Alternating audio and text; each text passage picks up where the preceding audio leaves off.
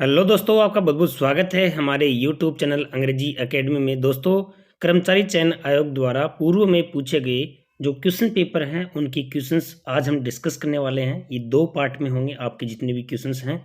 आज के पहले इस सेशन में हम 50 क्वेश्चंस देखेंगे।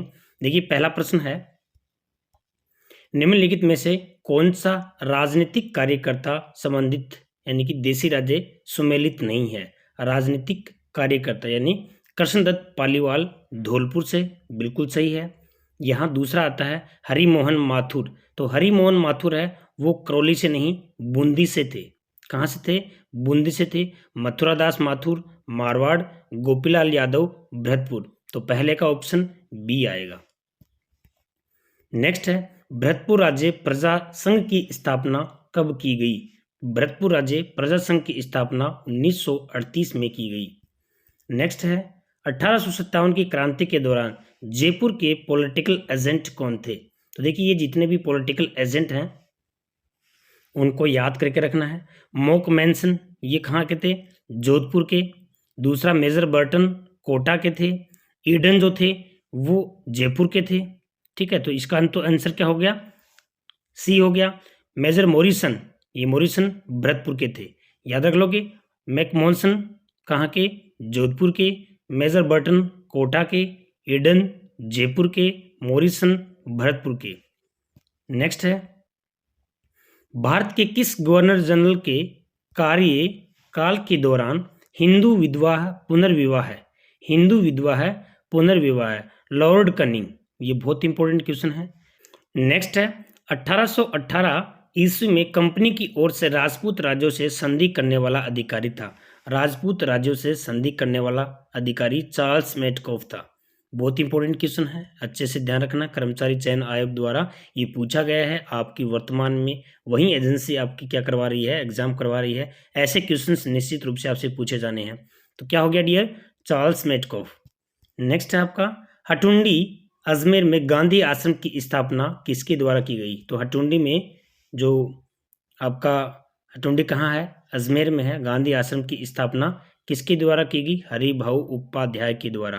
किसके द्वारा? 1927 में हरिभाऊ उपाध्याय ने, और अजमेर जिले में हटुंडी जो है उस जगह पे गांधी आश्रम की स्थापना की थी। तो आपका आंसर क्या आ गया? बी। विजय सिंह पथिक ने किस समाचार के पत्र के माध्यम से बिजोलिया के किसानों को प्रचार प्रसार किया था? बिजोलिया के जितने भी किसान थे वहां को उनको जगाया था वहां पे। सबसे इंपॉर्टेंट है कौन सा? बिजोलिया किसान आंदोलन सबसे बड़ा किसान आंदोलन है। इसको अच्छे से सारे के सारे क्वेश्चन है ना वो अच्छे तैयार कर लेना। बहुत लंबा है सबसे ज़्यादा, और इसके अंदर बहुत से कर लगाएगी, 84 प्रकार की कर लगाएगी। तो ये आपको इसके बारे में सारी चीज़ें अच्छे से याद करनी है। प्रताप, कौन सा समाचार पत्र? प्रताप नामक समाचार पत्र से विजय सिंह पथिक ने बिजोलिया के किसानों में उग्रता यानी कि उनके अंदर एक्साइटमेंट भर दिया था और वहां के लोगों में जन जागृति लेके आए थे वहां पे। अधोलिखित कथनों को देखिए, ये भी इंपॉर्टेंट क्वेश्चन है आपका, सावधानी से पढ़ना है आपको। अब देखो इसके अंदर अधोलिखित क्या क्या है। 19वीं सदी के उत्तरार्ध में मेवाड़ में देश हितैषणी सभा की स्थापना। तो ये वाली बिल्कुल सही बात है। देश हितैषणी जो सभा है किसने की थी? महाराणा सज्जन सिंह ने। कब की थी? 2 जुलाई 1877 को। ये बहुत इंपॉर्टेंट है। ठीक है, सज्जन सिंह ने की थी देश हितैषणी सभा की स्थापना, और कब की थी? 2 जुलाई 1877 को की थी। तो इसके अंदर आपका दोनों कथन सही है, क्योंकि सभा का मुख्य उद्देश्य समाज सुधार था। तो ये दोनों के दोनों सही हैं, दोनों कथन सत्य हैं, ये आ जाएगा इसमें। 1857 की क्रांति में अंग्रेज और जोधपुर राज्य की संयुक्त सेना को किसने पराजित किया था? ठाकुर खुशहाल सिंह ने। किसने किया था? ठाकुर खुशहाल सिंह ने। देखिए दोस्तों, इसके अंदर 2 युद्ध हुए थे। बिथोड़ा, एक तो बिथोड़ा का युद्ध, एक चेल्लावास का युद्ध। बिथोड़ा का युद्ध, चेल्लावास का युद्ध, दोनों में ठाकुर खुशहाल सिंह ने विजय प्राप्त की थी, लेकिन तीसरे में इन्होंने क्या कर दिया था? समर्पण कर दिया था। ये वाला क्वेश्चन काफी बार पूछा गया है, आरपीएससी के द्वारा भी पूछा गया है, कर्मचारी चयन आयोग द्वारा भी पूछा गया है। निम्नलिखित ठिकानों में से किसने चौरी कर लगाया था? किसने चौरी कर लगाया था? तो चौरी कर का आपको पता ही है, चौरी कर जो बिजोलिया के किसान थे, और लगाया किसने? करशन सिंह ने लगाया था। 84 प्रकार के वहाँ पे कर लगते थे, टैक्स लगते थे। ठीक है, तो ये तो खैर सिंपल क्वेश्चन है। महणसन प्रसिद्ध है, तो महणसर किसके लिए प्रसिद्ध है? सोने की चित्रकारी के लिए प्रसिद्ध है, सोने की चित्रकारी के लिए। शिक्षा संत के रूप में प्रसिद्ध स्वामी केशवानंद का जन्म कहाँ हुआ? तो यहाँ पे इनका जन्म सिक्कर के मंगलूना गांव जो है ना, वो सिक्कर में है, ये ध्यान रखना। और मंगलूना में 1883 को, कब हुआ था? 1883 को, ये भी थोड़ा ध्यान रख लेना। भारतीय लोक कला मंडल संस्थान कहाँ स्थित है? भारतीय लोक कला, ये है आपकी उदयपुर में। कहाँ पे है? उदयपुर में है, अच्छे से ध्यान रखना, ये भी अच्छा क्वेश्चन है। ठीक है, और इसकी स्थापना 22 फरवरी 1952 को देवीलाल सामर, ठीक है, किसने? देवीलाल सामर। भारतीय लोक कला मंडल की स्थापना उदयपुर में की गई, कब? 22 फरवरी 1952 को। देवीलाल सामर का उसमें विशेष योगदान रहा, तो ये थोड़ा सा ध्यान रखना। कार्तिक महीने में चंद्रभागा पशु मेला राजस्थान में किस स्थान पर आयोजित होता है? तो ये तो किस में होता है? झालावाड़ या झालरापाटन। तो क्या आएगा इसके अंदर आपका? झालरापाटन में। ठीक है, नेक्स्ट आता है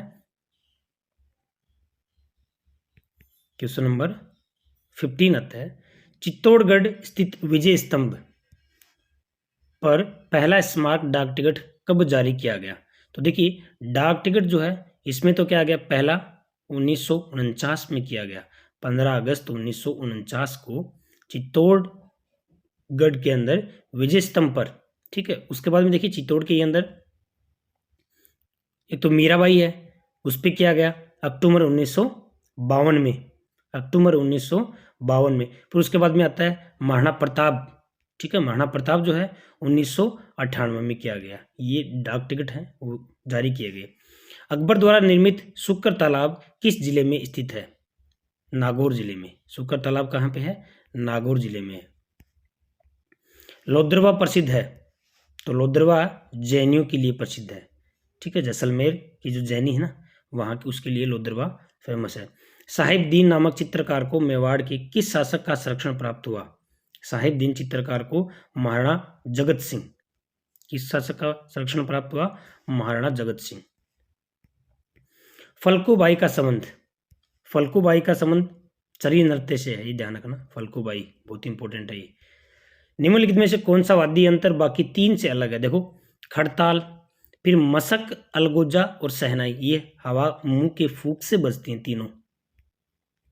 खड़ताल होती है ना, ये क्या है? जैसे कि इस तरह से है, ये है, दोनों को आपस में करने से, बेडाने से, यानी क्या होती है इनकी जो आवाज़ निकलती है वो खड़ताल होता है।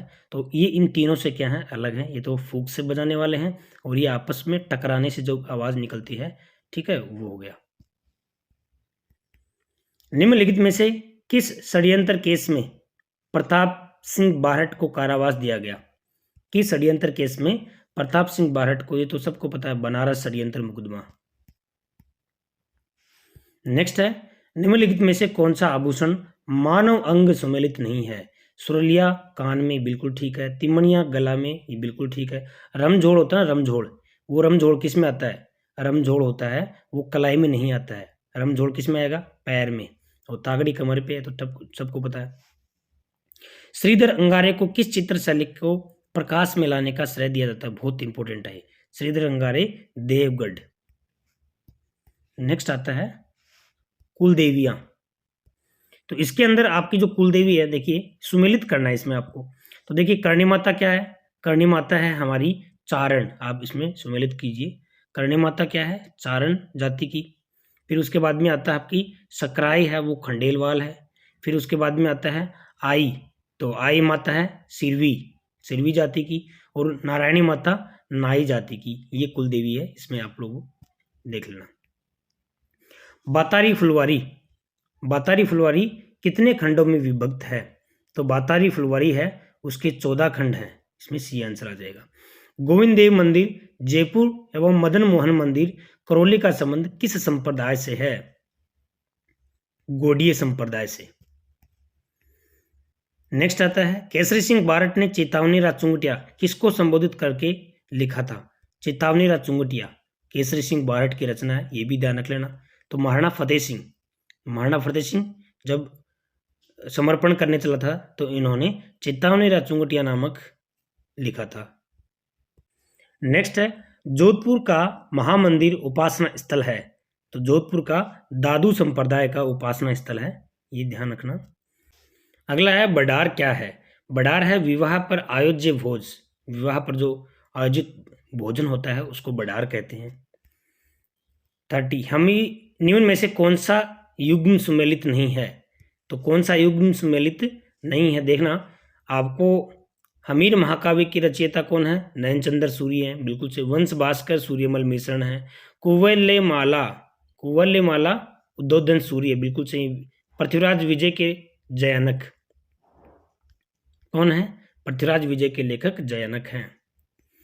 मुक्ति नामक कविता संग्रह के रचयिता हैं। मुक्ति नामक कविता मुक्ति नामक कौन है? मिठेश निर्मोही। आंसर क्या आ गया इसका? मिठेश। ये जो है ना इनकी जो कृतियां हैं, रचयिता हैं, थोड़ा सा अच्छे से ध्यान रख लेना। कर्मचारी चयन आयोग इनको बहुत पूछता है। भील जनजाति के पुरुष कमर पर जो वस्त्र लपेटा करते हैं उसे क्या कहते हैं? खोइतू। भील जनजाति है एक, अपन जैसे कि टोवेल बोलते हैं ना, वैसे उनका क्या होता है? वो खोइतू होता है।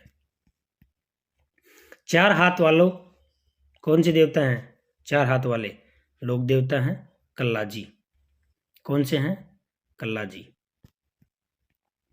सांप्रदायिक सौहार्द के प्रतीक काजी हमीदुद्दीन नागौरी किस सूफी सिलसिले के थे? ठीक है, तो यहाँ आपका आंसर देखिए, इसने कर्मचारी चयन आयोग ने सुहारवर्दी माना है, ठीक है ना, लेकिन इसमें क्या आएगा? चिश्ती। सांप्रदायिक सौहार्द के प्रतीक काजी हमीदुद्दीन नागौरी किस सूफी सिलसिले के थे? तो इसमें चिश्ती आएगा। और कर्मचारी चयन आयोग क्या करता है? इसको चेंज कर दिया इसको, ठीक है। बाकी ये क्वेश्चन जो है उन्होंने ये माना था, लेकिन ये है नहीं, ये ध्यान रखना। चिश्ती है, अगर आए तो क्वेश्चन आपको चिश्ती ही करना है। मलिक शाह की मस्जिद कहाँ स्थित है? तो मलिक शाह की मस्जिद है वो जालोर में स्थित है। यदि जो भारतीय मानक समय है, ठीक है, भारतीय मानक समय IST को निर्धारित करने वाली देशांतर रेखा को प्रधान देशांतर रेखा का दर्जा दिया जाए तो अंतर्राष्ट्रीय तिथि रेखा का देशांतर में क्या होगा? 97।